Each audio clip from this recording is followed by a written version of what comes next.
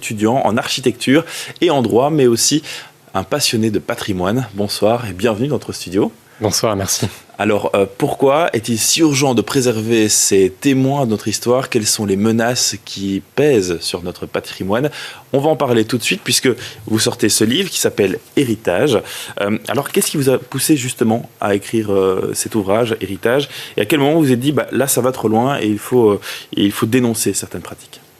En fait, j'ai toujours vu l'aspect patrimonial des choses sous un regard finalement de l'artisan, du côté local des choses, ne plus voir le patrimoine comme quelque chose de figé, qu'il fallait mettre en vitrine dans un musée, mais quelque chose au contraire, qui vit, qui s'adapte, qui évolue, qui vit avec son économie locale, ses artisans, et qui ont construit finalement une société qui peut encore nous apprendre beaucoup de choses sur le développement durable, la véritable écologie, le côté local des choses.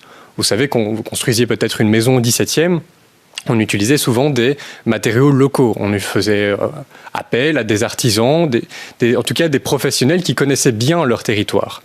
Et de pouvoir en fait réapprendre ce patrimoine qui persiste, en fait, non pas en tant qu'élément nostalgique, mais en tant qu'élément contemporain qui peut encore nous apporter des choses, était en fait l'objet d'une part d'une réflexion de ce livre, et d'un autre côté constater une grande démolition de masse. Depuis un certain nombre d'années, on constate des démolitions qui s'accélèrent en masse dans toute la région wallonne. Ouais, et alors justement dans ce livre, on parle aussi de quelques monuments de notre région. Dans ce bouquin, il y a un chapitre qui est consacré notamment à l'église de l'Aude-Linsart. Vous dites que l'église a été démolie illégalement, sans permis d'urbanisme. Pour vous, c'est le cœur de l'Aude-Linsart qu'on a mis à terre. Alors, l'Aude-Linsart, au-delà de son aspect religieux, c'était l'église des Maîtres Verriers. Donc on en revient à l'artisan, on en revient à un symbole finalement d'une industrie, un passé industriel qui a un lien très fort avec les ouvriers qui ont bâti cette église. Et je ne voyais pas ce bâtiment uniquement dans sa thématique religieuse, mais finalement dans le côté local des choses et son passé finalement encore présent dans cette place Edmond-Gilles. Et de voir effectivement des décisions politiques qui ne tiennent pas compte de cet héritage culturel, et qui vont au-delà de la vie, parce qu'il y a eu des pétitions, il y a eu des remarques, des gens se sont opposés à la démolition, comme d'autres nombreuses églises à Charleroi, et on voit une politique du lierre, où on laisse le lierre s'installer sur une façade, on attend qu'une ardoise tombe, et puis il dit « sécurité publique, il faut tout de suite démolir ». Ouais, si on va un petit peu plus loin, on va du côté de Courcelles, par exemple. Là aussi, il y a tout un chapitre consacré à Courcelles, notamment à l'école communale Franklin Roosevelt. Là aussi, on parle d'arguments qui sont un peu difficiles à justifier, qui ne tiennent pas la route, en tout cas, pour cette école communale. Vous parlez même d'une démolition radicale dictée par de simples considérations. Alors, effectivement, c'est qu'on y voit effectivement un état des lieux, un peu sommaire, qui dit le bâtiment est en mauvais état parce qu'on l'a laissé finalement un peu volontairement à l'abandon. Et donc, on en arrive à raser cette place. Une place qui avait tout son cachet architectural, toute sa qualité, des maçons qui ont bâti cette place. Et de voir qu'il y a un mépris aujourd'hui de l'artisanat, du local, du métier finalement au niveau professionnel.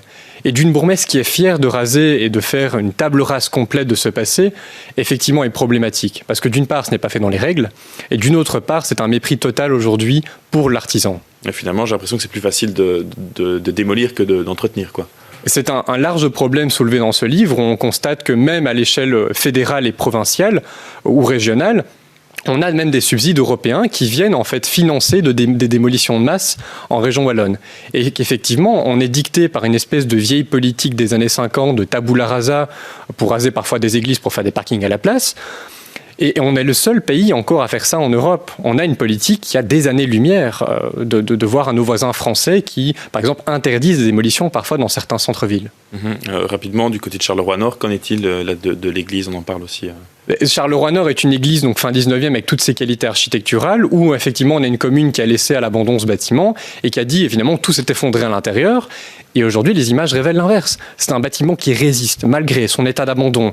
Toute sa qualité architecturale renaît finalement aujourd'hui des photos qui sortent de l'intérieur. Et en fait, il n'y a pas mieux aujourd'hui. De revoir notre patrimoine non pas comme un élément nostalgique, mais comme une force. Une représentation de notre économie et de ce qu'on peut encore apporter aujourd'hui avec nos métiers, nos artisans. Quel est le lieu où la découverte, le lieu, la découverte qui vous a plus marqué dans votre travail? Évidemment, ça a été Fos-les-Villes, où un bourgmestre a décidé de raser sa place publique illégalement alors qu'elle était classée. Il est allé contre l'Agence wallonne du patrimoine, contre la commission, contre la ministre, et finalement a décidé de raser contre sa population tout un centre-ville.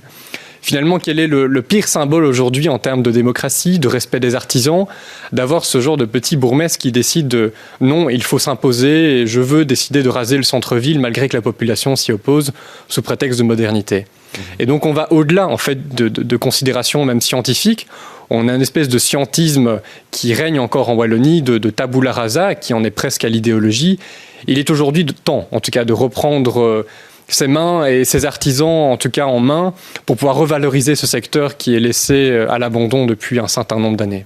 Vous avez d'autres projets liés à la préservation du patrimoine là, dans les prochains mois, années? Alors les projets n'arrêtent pas. Outre les tentatives de corruption auxquelles je m'attelle, avec une proposition encore hier de 40 000 euros pour retirer un conseil d'État, effectivement, les dossiers n'arrêtent jamais. Un château est démoli aujourd'hui toutes les semaines en Wallonie. On n'a jamais autant démoli. Le taux de réemploi ne dépasse pas 1% en Wallonie, qui est le pire score quasiment de l'Europe. Et effectivement, ça laisse poser question et il est grand temps aujourd'hui de pouvoir retrouver ces liens avec notre culture et notre écologie.